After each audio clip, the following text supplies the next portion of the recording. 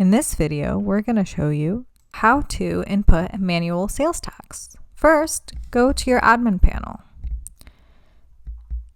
After that, go to Site Info, and under there you'll find Site Configuration. Click on that button.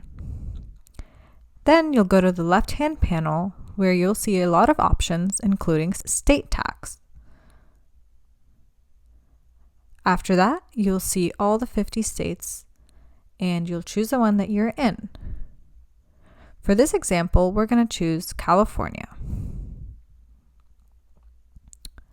Then you're going to choose the county that you're in. We're going to choose Los Angeles County, and then you'll choose your specific city. For this example, we're going to choose Culver City. On the right-hand side, you can input the sales tax of the city that you're in.